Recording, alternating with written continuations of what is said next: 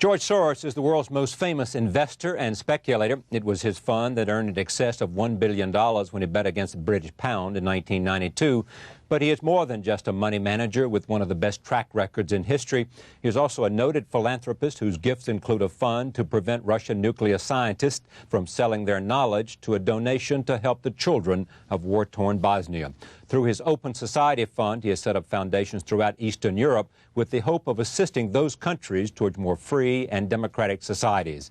It is a pleasure to have him back at this table for more conversation, because there's a new book called Soros on Soros, Staying Ahead of the Curve, which is a reflection of his philosophy about business, his philosophy about philanthropy, and his philosophy about an open society on the basis of some interviews done with him by Byron Wayne of Morgan Stanley. Welcome back.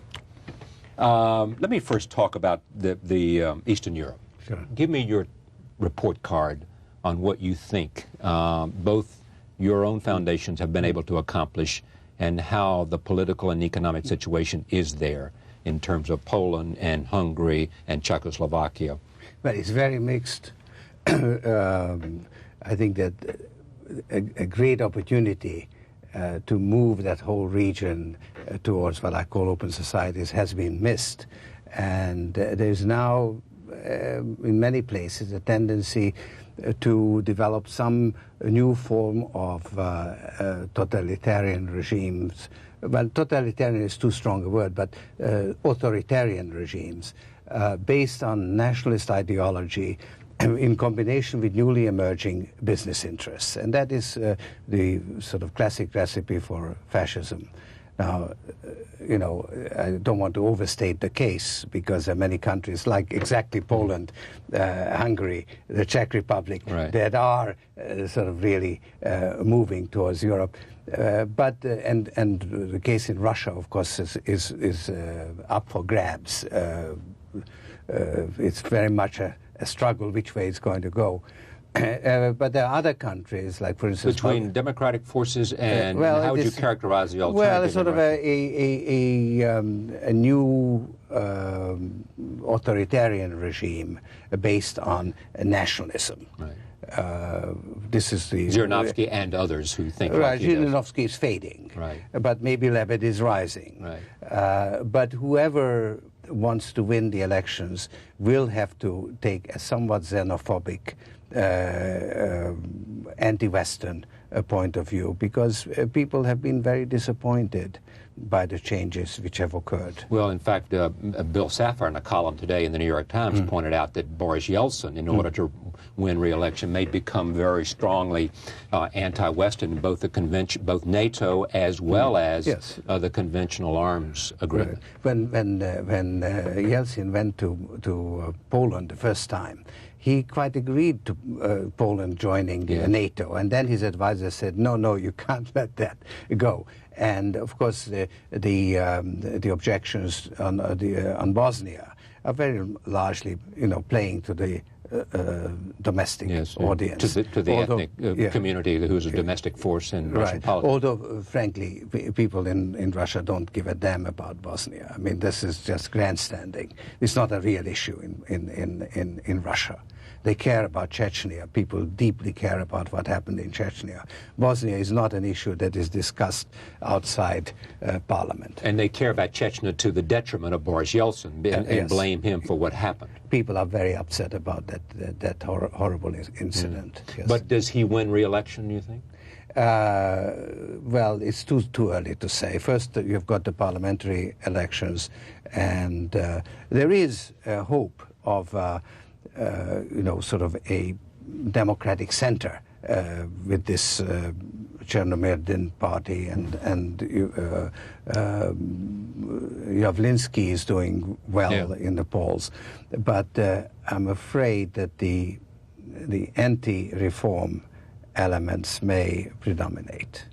Yavlinsky is someone you admire very much for his economic ideas. Well, altogether, I have great respect for him, because he's one man who actually stands by his ideas. He's really remained, let's say, clean in a society where very few people have been able to. If someone came to you and said, have your foundation investments, the amount of money that you have through foundation, creating the university, Central European University? Yes. Creating the university and other things you have done to promote the notion of an open society. Have those seeds been worth the effort? Yes. Would you say yes, or would you say... No question about it. I mean, I think that when you look at the entirety of what the foundations have done, it's been very worthwhile and very effective. Yet if you look at individual programs, many have failed. We have had many difficulties. In Russia, we have had about 3 putsches where the foundation had to be cleaned up. So it's been one long struggle with lots of difficulties, but when you look at the results, very rewarding.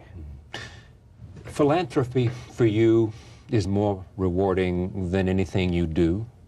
Well, I've got great reservations about philanthropy. Actually, I really think that charity is a very corrupting activity, and it is so. Even in my own foundations, and I'm struggling against it all the time. Where does the corruption come from? Well, first of all, you know, you corrupt the people that you give money to because you don't teach them self-reliance, but you teach them to depend on you. You teach them dependence rather than interdependence. That's right. So you make them they become objects of charity, yes. Which I mean we avoid. But then it's very corrupting to the giver, because people suck up to him. People will tell him what people, when they go to a foundation, they tell the foundation what the foundation wants to hear. And then when they get the money, they do with it what they want to do. And the two are not the same. Does it cause you to want to pull back from philanthropy because you believe that it might not be? No, but I must say that I got sucked into something that I knew was full of paradoxes and contradictions. Did you do it in the beginning because you had made so much money that you wanted to carry forward a philosophy you believed in? Well, it had to do with that, in the sense that when I made more money than what I needed for my own good, I thought, how can I serve the public good? But until quite recently, the foundations have not been driven by money. In other words, it wasn't that we had to give away a certain amount of money. Unfortunately, it hadn't also been that we didn't have money to give in case there was a good cause. So it was really the merit of the particular project that mattered. Let me talk about the business end and come back to the philosophical end for a second. There has been much talk about your comeback. During the bad times of certainly the beginning of '95, I guess, when did the comeback begin, when you began to once again connect? Well, I think this shouldn't be taken out of context. We have had, several patches. We have an average performance of something like 35% over the last 20 odd years, 26 years. But it's made up of years which are 5% or 8%, and years that are 60% or 100%. That's how you get the average. Yeah. And we had 4 wonderful years, 90 to 93 inclusive. Right. And 94, we were only up 4%, which was our second worst year.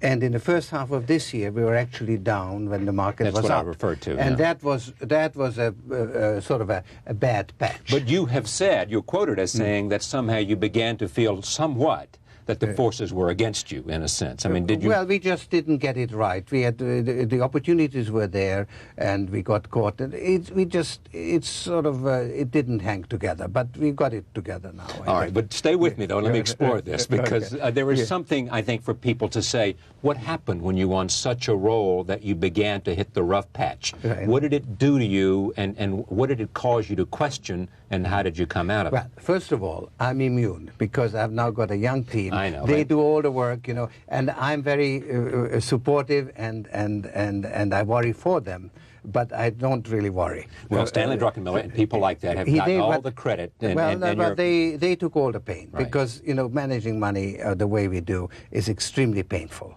a very responsible job and very stressful.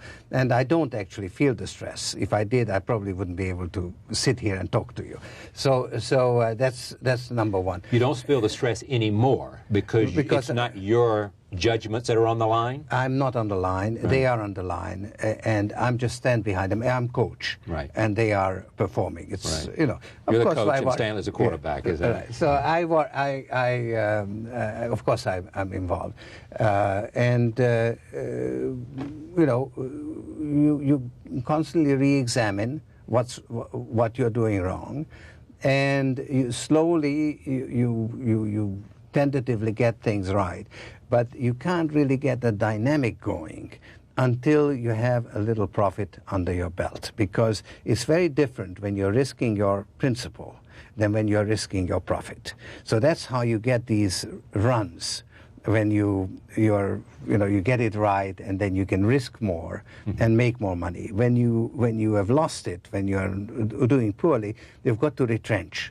And even as you get it right, you don't get the performance until you can do it on a larger scale, because risking your profit, you see, is much easier. It's less terrifying than risking your principal. Yeah, I mean, the reason we have such a good record is because we never lose our principal.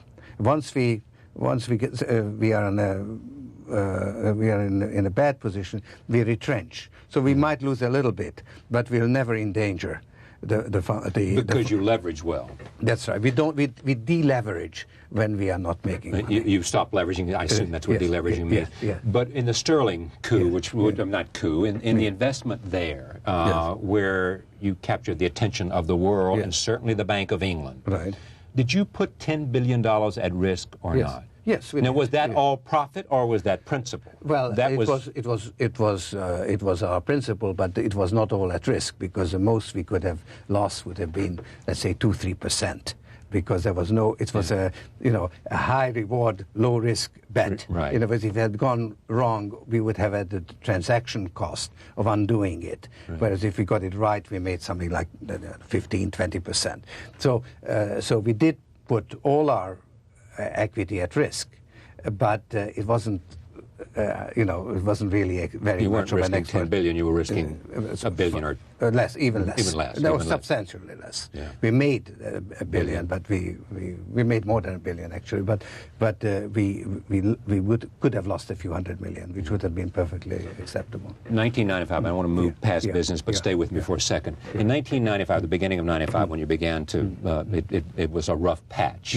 Did you change your ideas about macro investing and looking at everything at that time? Did you call into question any part of your philosophy about investing or your practices over the previous 25 years? Not the philosophy, not the approach, but every one of our position was very much re-examined. Yeah. And actually one of the things we did was to focus more on individual stocks and not just the macro, because the macro is one bet. You see, whereas if you select particular stocks, you have a thesis concerning an industry or a company, then you have, let's say, a division of risk, so you can do a little more. Yeah. When your philosophy about equity investments when looking at a company has to do with management, has to do with.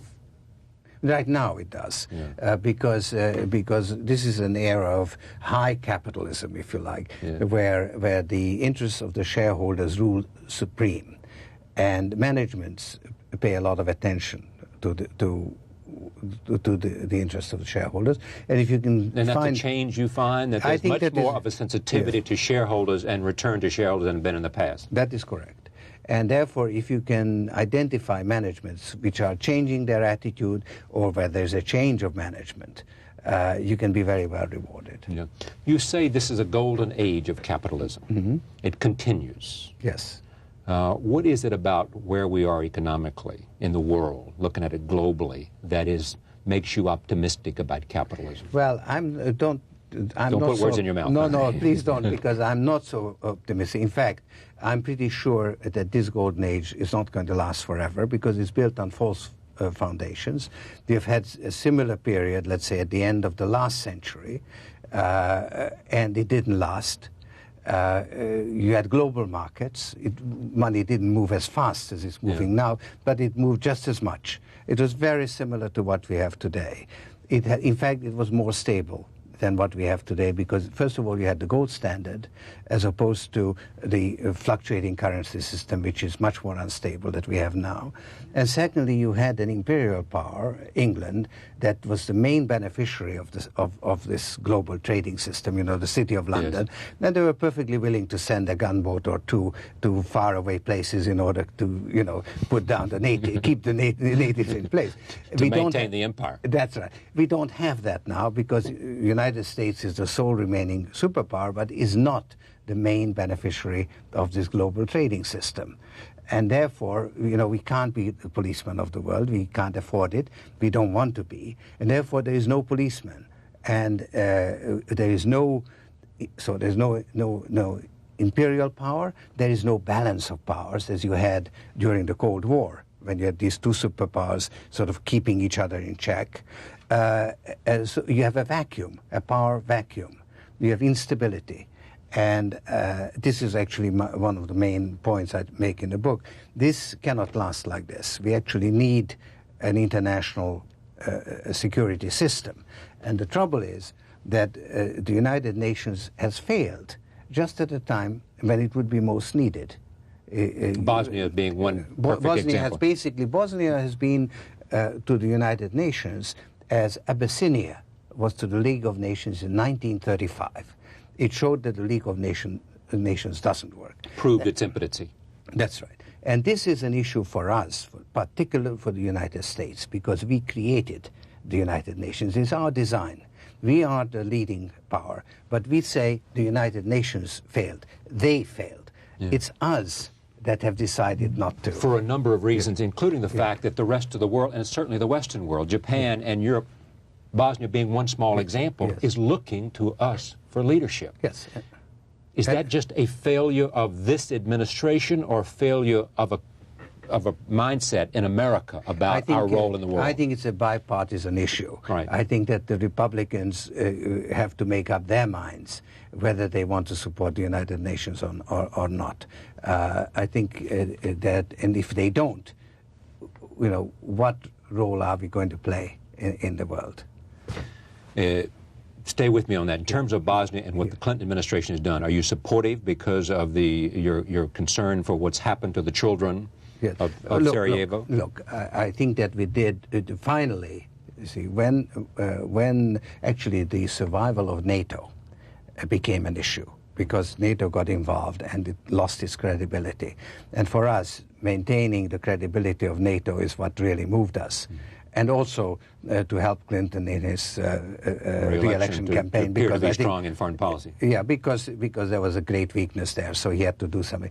Well, it just, you know, once we took action, it seems to have an effect. I mean, it has moved the situation dramatically.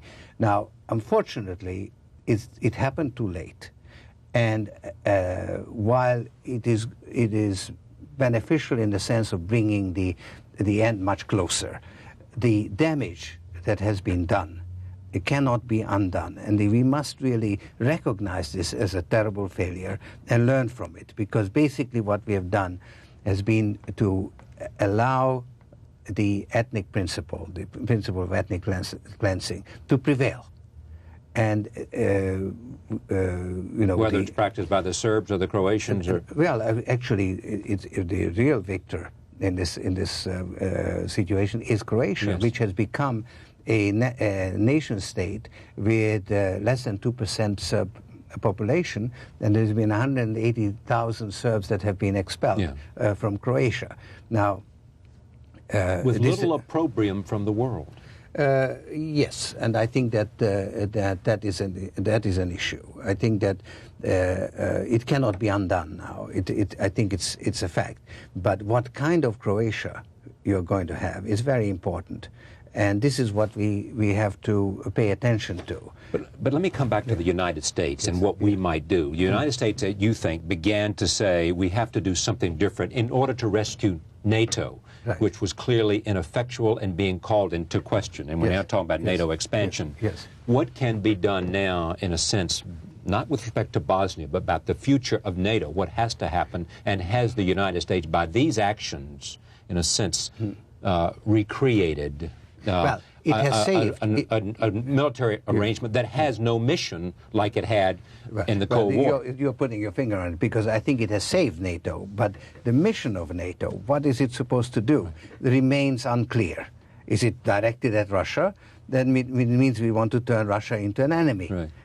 So I think that the mission of NATO has to be redefined. And what might it be? I think that that they ought to stand to protect open societies, basically, and we ought to generally, in this part of the world particularly, care about what kind of regime prevails in a country. In other words, our attitude to Russia should be different depending what kind of regime it is. Is it a democratic regime, or is it an authoritarian regime? It's not, Russia in this geopolitical chess board, that... Well, but let me take that along. So let's assume it shifts to a totalitarian regime. And moves away from any kind of democratic regime. How should our posture towards that regime be different? Well, I think that our posture should be different before it shifts there. In other words, in order to promote one area or the other, one direction or the other. That's right. I mean, we had an incredible opportunity to help that part of the world to move towards democracy. That opportunity is now greatly restricted, because it's now, we are 5-6 years into the revolution. So again, you can't go back in time. But still, we could learn from the mistakes we made in the last 5 years and still work towards strengthening democracy in that part of the world. Was it difficult for you, because of your own experience in that area, to, over that period of years from the fall of communism and the fall of the wall and the decline of those regimes, to sit back and see opportunity and not watch, because I don't think the administrations, whether it was Bush or Clinton, seemed to know exactly what to do, and secondly, to know that they had the will of the people to do it in terms of investment? Well, you see, I didn't sit. I actually threw everything I have into it, and I'm very satisfied having done it. I would have liked to influence policy, and I tried. I tried to get to Bush before he met Gorbachev in Malta, which I thought was the last time, really, to change the direction from the outside. I was unable to do that. So I think that I've succeeded in everything, not everything, but in most of the things that I could do on my own. And I failed in influencing the policy. But today, Strobe Talbot is the Deputy Secretary of State, is the principal architect of our policy towards Russia. Yes? Yes. He listens to you. He does. So you have influence on the part of the principal policymaker, not only towards Russia, but towards Eastern Europe. Right? No, I do now have access. No question. We actually work together. The country where I'm most engaged, and we are really working together, is Ukraine. Because there was a chance to change the direction. The country was sinking, it was disintegrating, it was failing. And a new president was elected, and for the first time, the West, under American leadership, had the wisdom to say, we will invest $4 billion if there is a reform program. So that, and now Ukraine has changed. Now, it's early days, it's very tough. I'm very engaged on working on it, and we have good working relations with the American government, with the international institutions. And I'm hopeful, finally, in this one case, we are doing the right thing as much as one can from the outside. When asked, is your opinion also that we ought to push forward with NATO expansion regardless of what the Russian government says? I think I think that the issue is the question is raised the wrong way. Let Europe admit Poland and Hungary to the European Union. Security will take care of itself. Let us have a constructive policy towards Russia, and Russia will not object. So your idea is forget NATO, let them come into some other kind of economic arrangement or security arrangement rather than NATO, because it is NATO that inflames the Russians or causes at least their paranoia. There's a saying that war is an extension of politics. Right. I say let's concentrate on politics and not war. I mean, it's a failure of politics when we come to war. So let's deal with the political and economic situation in those countries. That puts you at odds, I think, with Henry Kissinger, who is one of the people who endorse your book. We could have a very good debate, because we do have a difference of opinion. All right. Let me come back to the world economic situation. You believe that you're bearish on the economic future of France and Germany. Bearish. No, I'm concerned. I'm concerned about the trend towards European disintegration. Yeah. That is to say, you have a disequilibrium situation after the reunification of Germany. And first there was an attempt to accelerate the integration. It peaked in the Maastricht Treaty. It failed in the process of ratifying that treaty, and now we are in a period of disintegration, and that I think is very harmful, because it puts us right back where we were in the interwar period. Nation states with different interests clashing. You mean between World War I and World War II? Yes. Right. And so this is now disturbing. Disintegration of the European Union. But you have said you're bearish on the economies of France and Germany. I read that over the weekend in the Washington Post. No, I'm bearish on the French stock market because Germany has sort of set very stringent conditions on budget reductions. Insisted that France has to meet the criteria of the Maastricht Treaty in order to have a common currency. France is lagging, and there's now a confrontation shaping up between the independent central bank in France and the government. And I think that there's going to be a government crisis, and I don't think that Juppé might not survive. What do you think of Chirac so far? I admired his stand on Bosnia. Yes. I think he showed some leadership. It's a new. And how about nuclear testing? That I think was. I think a mistake. Yeah. I think it should have been avoided. I'm told he had some influence on Clinton's thinking about Bosnia. I think that it was one of the elements that moved this administration to action. Okay, I'm coming to the U.S. economy in a second. Let's go to Japan. Yeah. You believe that they have dealt with their interest rate problems there, but have not dealt with a significant structural issue they have there, which is that the finance minister has enormous control. Right. No, you see, Japan faces a problem of deflation, the likes of which we have not seen since the Depression. It's due to, prices are falling and economic activity is falling. It was a very disturbing development. The banking system is in deep trouble, a lot of bad loans. The government has taken steps to try to dig itself out of this hole. One of the ways of doing it is actually to try to get the yen down in value. This gives a little opportunity to people like me to make some money and dig ourselves out of the hole. Yeah, I know. You've lost some money on the yen, did you not? That's right. So interest rates... Some money is putting it lightly, probably. Interest rates have been reduced practically to zero, 0.5%. Right. And finally, the yen is falling in value. And, there's the problem of Keynes mentioned this problem of pushing on a string.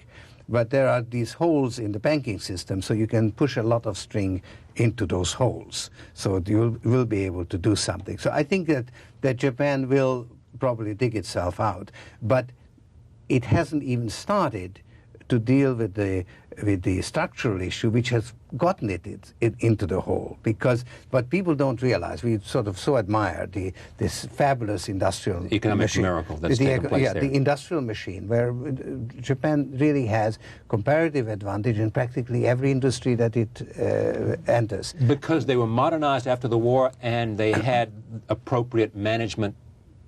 Yeah, I think it's a lot. It has a lot to do with mentality. Right, that's what I want to say. Really sort of a work ethic, and in a way, sort of a feudal mentality, which is good for producing, but not very good for trading, not very good for playing financial markets. For that, you need a different mentality, a commercial mentality, and that they don't have. And because of that, they have this financial machine, which is under the control of the Ministry of Finance. It's run by bureaucrats and operated by bureaucrats, and they have actually frittered away practically all the wealth. Oh, the profits of the industrial miracle. That's right. So there's this tremendous failure next to the tremendous success. We've been mesmerized by the success. We haven't paid attention to the failure. How about China? What's your feeling about China and all the talk about the potential of China, both as a market because of 1 billion plus people? Well, I have a little theory about China, and that is that the communist regime will be swept out of power by an old-fashioned capitalist bust. What do you mean? Well, because basically the regime has lost the mandate of heaven, so as they call it, namely the trust of the people, and is now tolerated because it delivers economic advance. Right. And it does it because it's opened itself up to capitalist. Yeah, it attracts foreign investment, right. which is the engine driving the. And if ever that engine goes into reverse, then you're going to have political trouble, which will push the foreign investors further into reverse, which will then create further political problems. So you could have a political and economic collapse together. Well, might it happen when Deng Xiaoping dies, after all, when he dies, because of the competition among... I think he's essentially dead. Yeah? I think he's dead. So I think that... I don't want to say that essentially dead. I mean, clearly... No, I mean, it's to all intents and purposes. So I don't know how. I'm not sufficiently close to it to be able to have a more concrete sense of it. But that's an interesting idea, that because that if the economic force brought by capitalism should falter, that's right, then it's the only thing that's propping up this regime, because they have no political viability. They would say, I suspect, yeah, we do. We have an army, and that's how we maintain our power, and that's how we stay in power. That is true. That is true. So we don't need any other kind of power. Yes, but I think that power, as Mao Zedong said, power comes at the end of a gun barrel. That may be true, but that is irreconcilable with economic progress, because the army is a drain on the economy, and actually it is in China, I think, quite a severe drain. Also, I mean, the notion is, I mean, someone said to me the other day, the reason that they want to sell, although they've canceled the contract of selling to the Iranians, was because so many of the people there's so much corruption at the upper levels who are taking advantage of those economic profits. Well, and that corruption might become exposed. The second generation of the sons are the new entrepreneurs. Yeah, of course, it's the same in Russia. The United States. You think we have successfully managed a soft landing? That's right. I think that our economy is in very good shape. Inflation is under control? Inflation is under control. The economy is not going into any kind of a recession. It's not overheating. There's a lot of increase in productivity. I think that this whole technological revolution, the information revolution, incidentally, it means that our cost of living index is out of whack. We have been overstating the cost of living, and if we reduce it, that would relieve the budget of the COLA, you know, and that cost I think, of living adjustment. Yes, right. and that I think has great, very bullish implications for the market. Now, until I read you had said that, I had no idea about this notion that inflation is 1% less. Yes. You know, is this widely discussed or thought about, or is this simply an argument that you have? No. It has been a commission, and it's very much in the works. It's a question whether it is really as much as 1% or not. But you have said it'll save us $160 billion. That's right. You know. That's right. Yes. That's not somehow it's not in the market yet. Yeah. Why isn't this a ringing endorsement of President Clinton? Actually, it is. I mean, if that's the issue, it is done well for the economy. It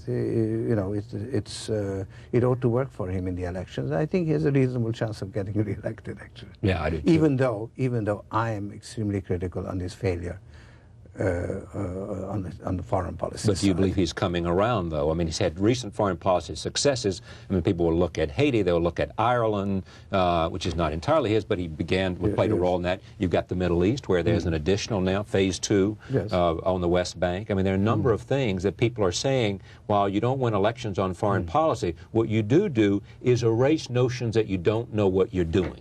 That's probably right. That's probably right. I find it rather hard to take that that's the only motivation that seems to be driving the administration, because I think that we have greater responsibilities in the world. Are you supporting him or not?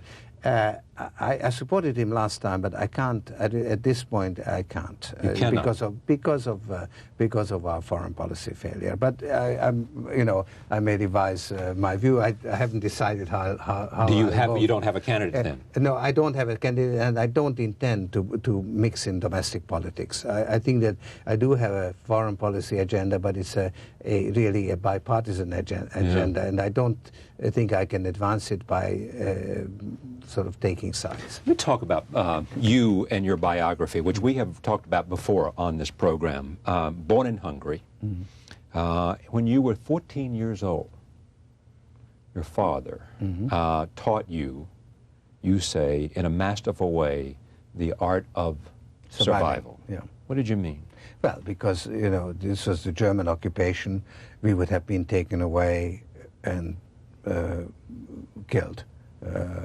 And he had enough sense, because of his previous experiences, to realize that the normal What do you mean rules, his previous experiences? Well, he was a prisoner of war in Russia, and he escaped, and he lived through the Russian Revolution, and he came back from that a changed man, because he saw this turmoil, fighting, and I mean he went through a horrendous experience, and that taught him a lesson which then came in very useful. He in turn taught me a lesson which came in useful to me.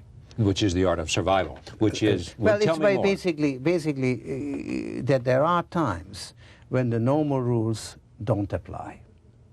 You see, the way you've looked at the world is just not applicable because the world has changed.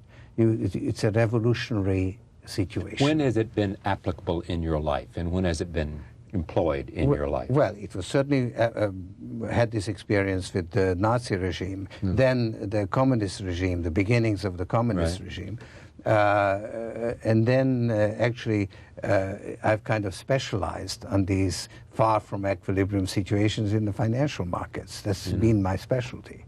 But explain more. In other words, changes, you see, people generally play with a certain set of rules. And I am particularly interested in changes in the rules of the game.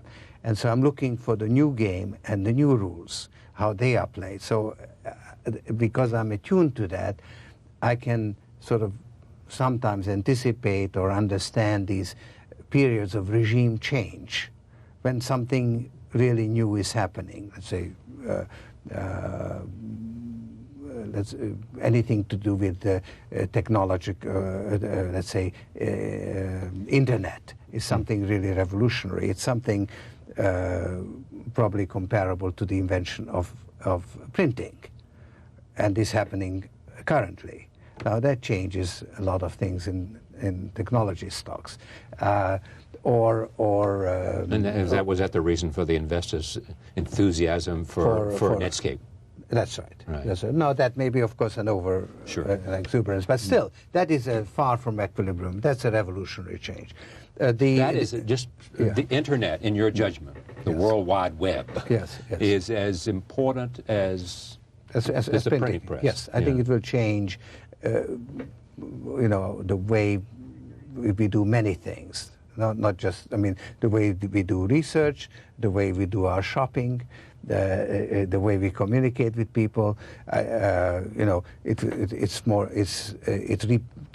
a large extent, I think it will replace television because it will replace the newspapers, because we'll probably get the information sort of collated for us. Yes. So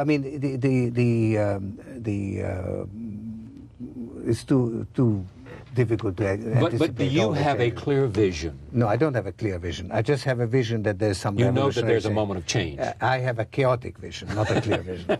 You have a moment, but you know there's a moment of change here taking place because of the internet. Yes. Because it changes the way the world speaks to each other. That's right. The individuals in the world, and gives people the capacity to go around institutions that they have access to institutions in a different way. It sort of democratizes in a way. Yeah, it will change many things. So that's one example. But you take, let's say, Europe, the integration and disintegration of Europe. Those are, what we talked about. It makes me bearish on the French market. So those are the changes that I look at. Now, does that still mean you adhere to macro investing, or is it? Oh yes, of course. And that basically is looking at a series of forces that you think. Yes. Whatever the currency you're looking at, whether it's bonds or stocks or commodities or currency. Right. Well, if it's a macroeconomic change, then you've got sort of macro instruments like bonds, or which allow you to play them. Yeah. How have you changed after all of this money and all of this attention? What has it caused you to do with the way you live your life and choices you make for yourself? Well, I think it empowered me in many ways. It has given me freedom, and it has also given me an ability to have much greater impact than otherwise. And of course, with that goes the responsibility.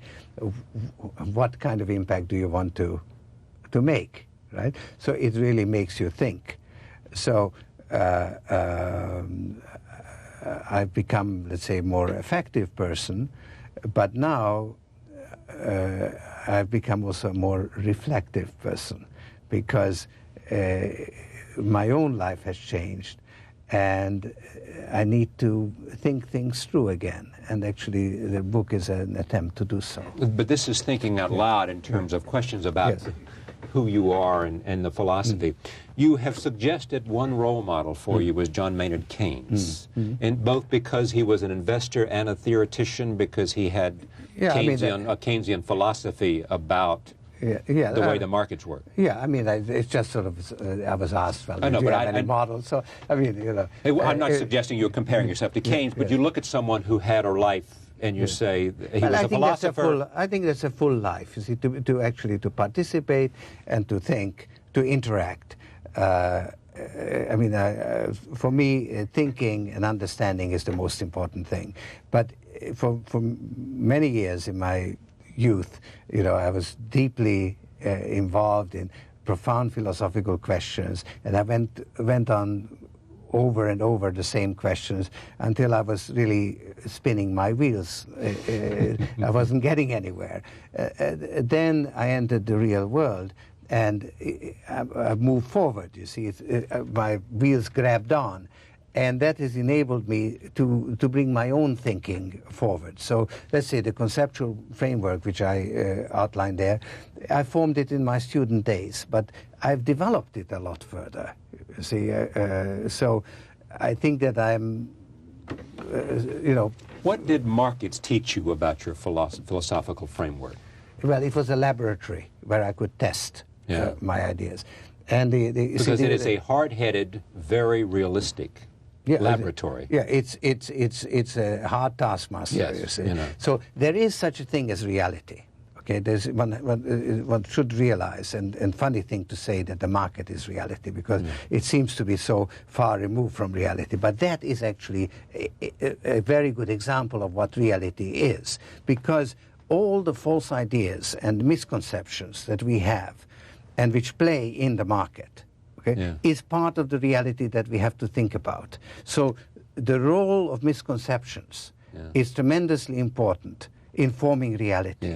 You see, that the reality of the market is infused by your recognition of all the misassumptions that go into it. You see, one of the major misconceptions, which we sort of started with the Greek philosophers and then was reinforced by science, the success of science, is that our thinking is here and reality is there.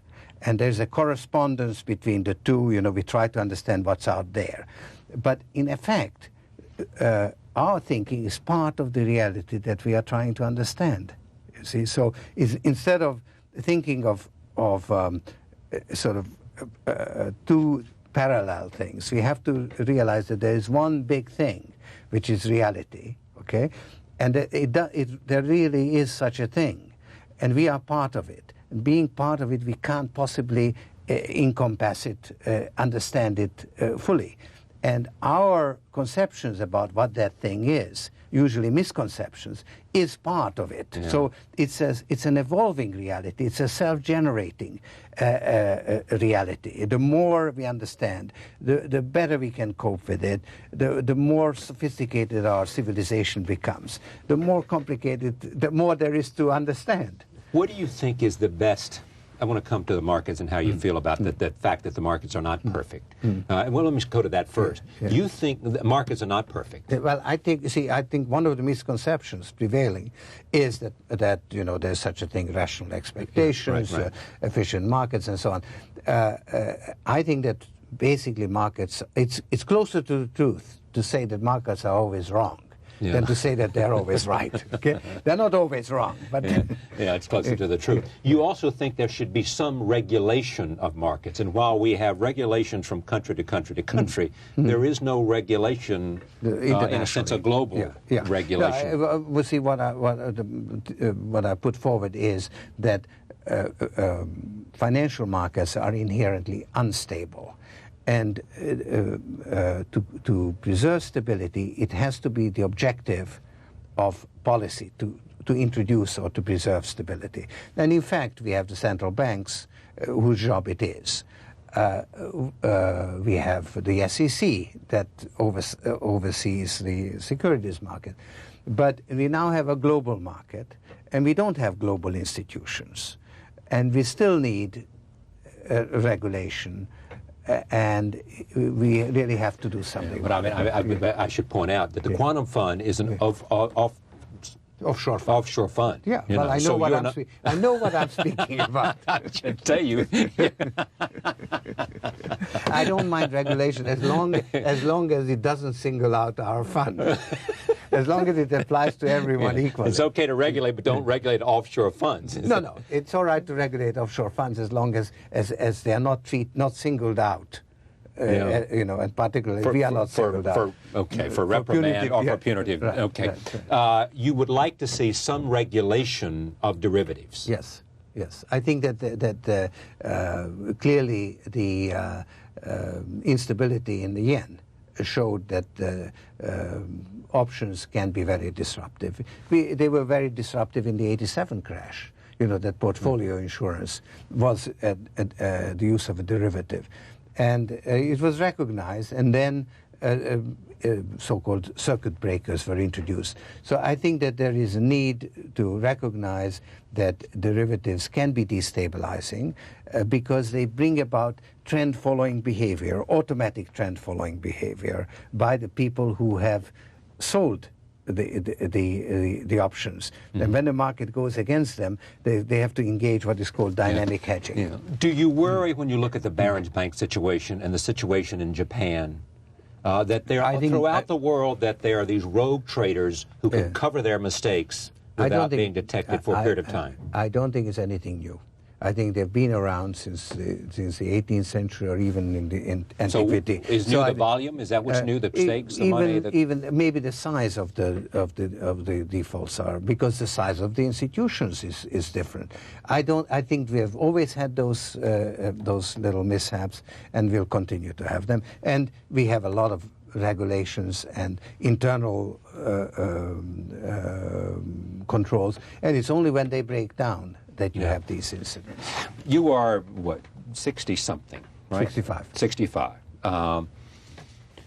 What do you want to do with the rest of your life? What is it that you hope you can accomplish? Whether you live 30 years or 5. Yeah, since I'm a believer in an open society, I think this is an open-ended question. You see, you may change tomorrow. No, what I mean is that I really don't know. I mean, I have a sense of direction, how far I can go. Maybe this is it. Maybe I've just peaked right this minute. Yeah, well, but I mean, but what's the opposite side of it? I mean, what is the open-ended is in terms of what you think? You don't know the answer in terms of how whatever influences you can bring to bear. Yes, well, I really, you see, having engaged in a lot of action in the last 5 years, I'm now really entering a period of reflection. And I was focusing, let's say, on Eastern Europe. I now realize that there's something fundamentally flawed or missing in our open societies. There's like what? Well, there is a crisis of values and a lack of cohesion, a lack of a common purpose. And people are groping for it in different ways. And I see the need for it, but I don't know the answer. You see, I don't know. For instance, I see this tremendous need for a stable security system. Mm-hmm. I really think that we will have an awful lot of wars and how about moral values? How about the notion of a sense of purpose? Yes, that is very much part of questions of liberty and freedom. Yes, I mean the question is, you see, you live in an open society. It means that we live in a global society, multicultural. What is it that we really believe in? We have our values, the Japanese have theirs. Singapore tells us that Asian values are different from American values. There has to be something, you see, that unites us, something that we stand for. And I have this rather difficult notion that what unites us is that there is the recognition that our understanding of the world in which we live is imperfect. And we have to have respect for each other's opinions. That there is a reality, but there is a pluralism of values. And that pluralism is a good thing. Now, therefore, pluralism has to be the common value. Right. Now, how to get there? You see, we have it enshrined in our Constitution, freedom and so on. But it doesn't apply on a global scale. It only applies to our country. And it's said these things we hold self-evident. Well, it isn't self-evident. We somehow have to come to this conclusion. You see that freedom is worth preserving. that it needs to be preserved, that it won't survive without our willingness to fight for it, to make some sacrifices for it. So there has to be, let's say, a common ground for which we are willing to stand. To stand for. Soros on Soros, staying ahead of the curve, is a conversation between George Soros and Byron Wien of Morgan Stanley. I thank you, in which it talks about philosophy and business and politics. Thank you for joining us for this time. It's been a pleasure to have you here again. We thank you for joining us. Look forward to seeing you next time.